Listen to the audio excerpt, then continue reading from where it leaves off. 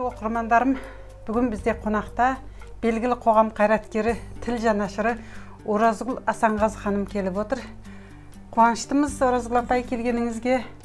Бүгін осы ұлттық құндылықтар туралы және де үнемі өзіңіз осындай ұлттық киім киіп жүресіз, соған көпшіліктің қандай пікірі бар, соны білгім келіп отыр.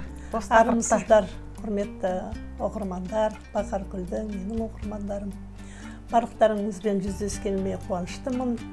Әрине, кез келген ұлттың өзінің ұлттық киімі, өзінің тілі, өзінің мәдениеті, өзінің діні болады. Соны сақтағанға не жетсін. Сондықтан үнемі болмаса да бір реті келген жерде ұлттық киім киген дұрыс деп есептеймін. Дұрыс, осы ұлттық киім, ұлттық әшекейлерді қалай тренингке айландыруға болады? Оның жолы қандай, жолын үйретсеңіз қыздарға? Енді жолы сен алғаш осы Астана құрылған кезде, тәуелсіздік алған кезде ең бірінші келіп өзің дүкеніңді аштың. Содан кейін неше түрлі кәдесый, неше түрлі әшекейлер жасап көрмеңді өткіздің. Анекей ұлт жауһарлары деген керемет кітабыңды шығардың. Сен бір өзің осынша тіршілік жасап жатсың. Енді осы тіршілігіңді қазір мына онлайн деген шықты, өзің мына игеріп алыпсың, Инстаграма, Ютуб деген шықты. Осы арқылы күнделікті насихаттай беру керек. Бізге біреу келіп насихаттамайды, біреу бізге келіп үйретпейді. Сенің білгеніңді халыққа айту керек. Сондықтан сенен жалқаулықты қой, анда-санда бір, аптасына бір шыққанды қой. Қазір мысалы Инстаграма меңгеріп алған қыздар күнде шығады, тіпті керек болса күніне 2 мәртеден шығады. Айтарың бар, көрсетерің бар. Сенің әрбір әшекейіңнің сырын қыздар білсе, соғұрлым оған қызығады. Кез келген нәрсені насихаттай білу керек. Сондықтан менің бүгін саған айтатын үлкен өтінішім, Алла берген осы қасиетті, осының бәрін танып өстің. Сен көрме өткізгенде не бір жауһарларды көргенбіз. Сол жауһарларды халықтың қыздарына, халыққа көрсет. Жігіттерге де көрсет, жігіттерге де арналған керемет нәрселерің бар. Сондықтан бұның барлығы біздің ұлтымыздың шын мәнінде құндылығы. Ұлтымыздың көрсеткіші, былайша айтқан кезде қыздарымызға осының өзі үлкен тәрбие болған. Сондықтан осы әшекейлердің әрқайсысы нені білдіреді, қайсысын қай уақытта тағу керек, қайсысы неден қорғайды, неге жол ашады, осының барлығын айтып түсіндіруім керек. Мысалы, мынау тарихты білу дейді ғой, ең үлкен тарих әшекейде жатыр. Мысалы, қазір жер туралы әртүрлі әңгіме айтылып жатыр ғой, ананың жері, мынаның жері. Сонда Жұмабек Ташенов деген ағамыз кезінде осы әңгіме айтқан кезде айтады, әй, менің бабамның мүрдесі жатыр ғой деп. Ал енді қанша жерден Қазақстанның 4 бұрышынан о дүниелік болып мәйітін көмген кезде әшекеймен жерленген адамдар шықты. Сол әшекейден осы сенің алтындарың сияқты алтын бұйымдармен шықты. Ол бұйымдардағы өрнектер, ол бұйымдағы ойындардың барлығы әрқайсысы сағатпен айтатын сыр жатыр. Мінекей осы сырларды меңгеріп, мен сенің көрмеңе қатысқанмын, алғашқы өзің білесің. Жаңағы Әуезов көшесінің бойында ашқан алғаш дүкенімді марқұм Ақселеу Сейдімбек, Фариза Оңғарсынова біз бәріміз барып ашқанбыз. Одан кейінгі көрмеңе де қатыстым, сенің өткізген іс-шараң бәріне қатысып жүрмін. Білерің бар, тарихын білесің, әрқайсының жағдайын білесің. Осыны ерінбей жастарға айта бер. Дұрыс айтасыз. Құрметті YouTube арнамның оқырмандары, Оразгүл апай айтқандай, мен расында да осы карантиннан бері барлық осы әшекей бұйымдардың тылсым құпиясы туралы әрбір заттың қасиетін, қадірін түгел жеткізіп айтып жүрмін осы YouTube арнамда. YouTube арнамды көріп, лайк басып, тіркеліп отырыңыздар. Және де құнды материалдарды міне біз Оразгүл апай екеуміз тағы да жалғастырамыз. Оразгүл апай, осы ұлттық әшекей бұйымдар, ұлттық киімдерді кию жастарды патриоттық сезімін оятады ғой. Үнемі насихаттап жүргеніміз осы ғой. Қалай тағы да оятып, олардың елге, ұлтқа деген сүйіспеншілігін арттыруға болады? соның жолында бүгін бөлісіп ұлттық киімдерді қазіргі күнге лайықтауда сенің үстіңдегі жилеткелер өте керемет насихат. Сен әр шыққанда әртүрлі қазақи ұлттық киімді киіп шық, әр шыққанда әртүрлі нәрсені тағынып шық. Осының өзі насихат. Қазір бұрынғыдай емес, жастардың өзі де, жас тігіншілеріміздің өзі де ұлттық киімдерді қазіргі жағдайға бейімдеп жатыр. Жалпы өмір деген еш уақытта шеңбер бойынша дамымайды. Өмір спираль бойынша дамиды. Яғни тура сол баяғыдағыдай киімдер қайталанбас, бірақ дегенмен оның негізгі әшекейлері, негізгі рөлдері қалады. Сондықтан ұлттық киімді киіп, ұлттық әшекейлерді тағып, көп көрсету керек. Мысалы, фильмдер түсірген кезде, Қыз жібек фильмде. Мысалы, Қыз жібек көргеннен кейін тура сол жібектің үстіне киімді кигің келеді, жібектің үстіндегі тағынған әшекейлер тағынып. Өзбекәлі Жәнібековтер кезінде осы әрбір әшекейді зерттеп, кітабын шығарып, барлығын жаңағы түсіндірген болатын. Мысалы, біздің мынау текеметке ойылатын ою, алашаға ойылатын ою, құрақ көрпешелердегі құрақты құрау, бұның барлығы біздің миымызды дамытуға, ойымызды дамытуға, сабырлыққа тәрбиелеуге, мынау көптеген аурулардан да осылардың өзі де емдейтін қасиеттер болған.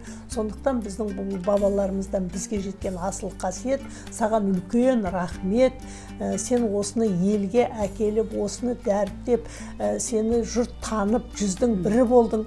Осы жүздің бірі ретінде жастардың трендке айландыруына өзің еш аянба, шаршама, ерінбе. Сондықтан мен сенің өтінішім күніге түсте бір күн кешке қай уақытта қолың болады, әлеуметтік желіде насихаттай бер. Мінекей алдымызда 8-ші наурыз келе жатыр. 8-ші наурызға шейін күніге шықсаң болады. 22-ші наурыз келе жатыр. Осы кезінде Түркменнің біз енді одақ болды ғой. Сонда үнемі ұлттық киіммен жүретін түркмендер болады. Яғни анау жақтан келе жатқанда оның киімінен білесің түркменнің қызы екенін. Олар сол кездің өзіне Мәскеудегі жиналысқа барсын, қай жақтағы жиналысқа барса, өзінің ұлттық киімін киіп жүретін. Яғни ол өзінің ұлтын мақтаныш тұтатыны. Міне мен түркменнің қызымын, түркменнің қызының киімі мынандай. Сол сияқты біздің қыздарымыз да мен қазақтың қызымын, қазақтың қызының киімі мынандай деп жүруге сен үлес қосады деп ойлаймын. Дұрыс айтасыз. Оразгүл апайдың осы сөзінен кейін мен күнде енді YouTube каналға шығатын сияқтымын. Расында да мен осы YouTube каналда осы дүниелердің қасиетін айтып жүрмін. Мысалы үшін мына білезіктің өзінің айтқаннан кейін олардың қойған сұрақтарына жақсылап жауап бер. Сұрақ қойсаңыздар сөзсіз жауап беремін. Дұрыс айтасыз. Мысалы үшін мына білезіктің өзі әлгі қазақ айтады екен ғой, әшекейсіз әйел жапырақсыз ағашпен теңдейді екен. Мына білезікті не үшін бұрынғы әже апаларымыз тағып жүрген? Өйткені әлгі бәле-жала адамның шаш арқылы кірсе, күш қуат адамның қолдың алақаны арқылы шығады деп айтады екен. Сондықтан әже апаларымыз соңғы күш қуатынан айырылып қалмау мақсатында үнемі өмірінің соңына дейін осы білезікті тағып жүрген екен. Мынау бірнеше білезік болатын апаларымыз. Күміс деген болған, күмісте таза, кез келген нәрсені тазалайды. Сосын мынау энергия сыртқа шығып кетпес үшін осы жерде бірнеше жаңа білезіктер тұрған. Ол күміс болуы мүмкін, алтын болуы мүмкін, басқа болуы мүмкін, бірақ қыздардың, әйелдердің қолында міндетті түрде білезік болуы. Тұмсық жүзіктің, құдағы жүзіктің қандай қасиеті бар, өңір жиектің қандай қасиеті бар, тұмардың қандай қасиеті бар, барлығын мен YouTube каналымда айтып жүрмін. Енді ол дінге сенген азаматтардың өзі насихаттағанда айтады, тіл көз деген болады деп. Мен енді өз басыма келетін болсам, неге мен осы жаңағы әшекейлерді тағам? Сол көп деген комплектілерімде біреуінде сырғасының, біреуінде өңір жиектері түсіп қала береді. Сол барлық тіл көз, соның анау сол сынып кетеді егер айтсам, көзі түсіп қалады. Бір керемет жаңағы жиында бір сөз сөйлеп шықсаң, әйтеуір бір нәрсесі шытынап шығады. Сондықтан міндетті түрде әшекей бұйым тағу ол өте дұрыс болған. Баяғыда бізге тақия жасап беретін, сол тақияға жаңа тиындарды, моншақтарды тағып қоятын. Олар тек қана тіл көзден ғана қорғап қоймай, сән салтанат үшін ғана емес, тіл көзден сақтайды. Және де олар тәлім тәрбиелік мағынасы бар. Мағынасы. Ана сылдырмағының өзі қатты естілсе, сені әдепсіз қыз деп есептейді деп. Әлгі шашқа тауған шақпа, шолпыға да сырға барлығы қыз жаңағы 13-ке келіп, бой жеткен кезде соғысыны тағып, жай жүру арқылы жүріс-тұрысын сабырлыққа баулиды. Қызының сосын қай жерде жүргенін біліп отырған сол сыбдыр арқылы. Осы арқылы қыздарымызды тәрбиелеуге болады. Ана тұмардың қандай қасиеті бар. Бой тұмар дейді, тұмарша дейді, төрт-пүш тұмар, енді менің бір не қылатыным, соңғы кезде біздің әртіс қыздарымыз, әнші қыздарымыз, көбісі Тамара Сары бар, Қарақат бар, барлықтары осы тағы көрсетеді. Сол жастарға көп үлгі болады деп ойлаймын. Тәуелсіздік алғаннан кейін біздің еліміз осы ұлттық дүниені жасау қолға алдық қой. Біздің Әдемі-ай компаниясының да осы халықтың сұранысқа ие болғаны осы ұлттық дүниеге деген халықтың құштарлығы. Сондықтан да біз дәл сол кезде мен өзім ұлтжанды азамат ретінде жақсы пайдалана білдім. Сенің дүкеніңе келдім, мен келгелі қанша адам келіп жатыр. Осының барлығы халықтың ынтасының ауғаны. Осылай бірте-бірте бұл күшейе береді. Ұлттық дүниеге деген сұраныстың көбейгені өзі адамның көңіліне қуаныш әкеледі. Сосын біреуге сый жасағанда, кәдесый жасағанда, міндетті түрде осы ұлттығымызды насихаттайтын нәрселерден бір-біріне сый, кәдесый жасап отырса, оның да үлкен мағынасы болады. Құдайға шүкір, әзір тігіншілер, дизайнерлеріміз көбейді. Осы ұлттық дүниелер жасау арқылы Қазақстанды дүние жүзіне паш етуге аз да болса үлес қосу. Ол кәдесый деген бір кішкене зат болғанымен. Сенің мүмкіншілігің өте көп бұда. Тек қана ерім.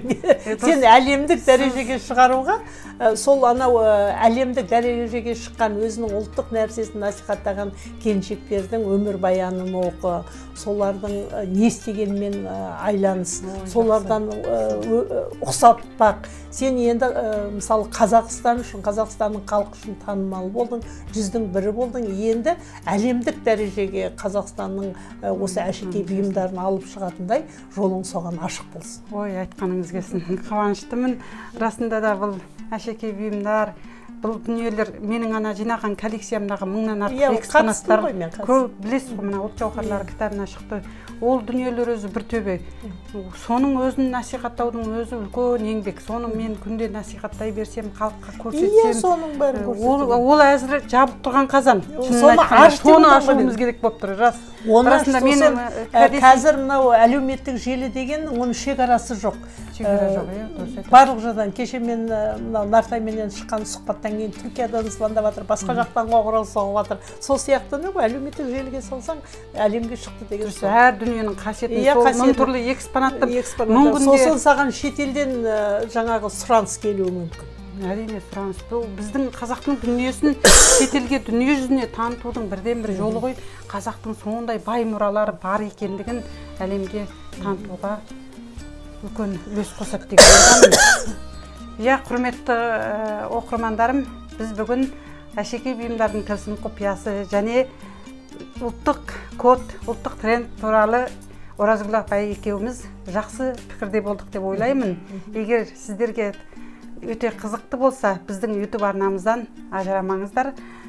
Құрметті оқырмандарым, сіздерге айтарым тағы да осындай ұлттық дүниелерді тыңдай жүріңіздер. Біз насихаттаушымыз, біз ешқашан ерінбейміз. Мінекей Оразгүл апайымыздың сүбелі сұхбатынан кейін барлық қыз-келіншектер әшекей бұйым тағып, ұлттық киім киіп жүреді деген ойдамын. Оразгүл апай, осы бүгінгі кездесуімізге бір қорытынды айтып жіберсеңіз. Тамаша әңгіме айттыңыз, менің өзім қанаттанып қалдым. Рухани жаңғыру бойынша айтады, кез келген ұлттың өзінің ұлттық коды болады дейді. Ұлттық код деген өзіне, ол біздің тарихымыз тұнған керемет тарих. Мінекей тарих осы әшекей бұйымда жатыр.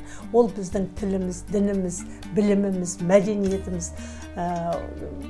Сондықтан осы нәрсені өткенде әкеліп, көрме өткізіп, жиғастырып, оны кітап қылып шығарып, оны жұртқа насихаттап, әлеуметтік желіге шығып жүргенді байқағаннан кейін келіп бір қолдау жасайын дедім. Алла қолдасын, Алланың нұры жаусын, еш уақытта шаршама, халыққа осыны айта бер. Ал енді халыққа айтарым, жастарға айтарым, біздің ұлттық құндылықтарымызды бағалап, өзіміздің қазақ екенімізге мақтанып, мен қазақпын, мен қазақтың ұлымын, мен қазақтың қызымын деп бір-біріңе кәдесый сыйлаған кезде, ал қыздар өздеріңді әшекейлендіріп, жүздеріңді нұрландырып тұратын керемет әшекей бұйымдарды таққан кезде, ұлттық бұйымдарды тағып, соныменен мақтанып жүріңдер, марқайып жүріңдер, бар болыңдар, әдемі сұлу болыңдар. Әдемі компаниясы сендердің сұлулықтарыңды арттыру үшін барлығын аямай жұмыс істейді. Сондықтан барлығымыздың атымыздан мен Бақаргүлге рахмет айтып, жұмысына жеміс тілегім келеді. Әлемдік дәрежеде қазақтың әшекей бұйымын танытып, бабаларымыздың салған сара жолын келешек жастарымызға жалғайтын бір керемет кәдесый дүкені бұл деп есептеймін. Бақаргүл, айналайын өзіңе тек жақсылық. Рахмет Оразгүл апа, сүбелі сұхбатыңызға көп рахмет сіздерге, құрметті оқырмандар.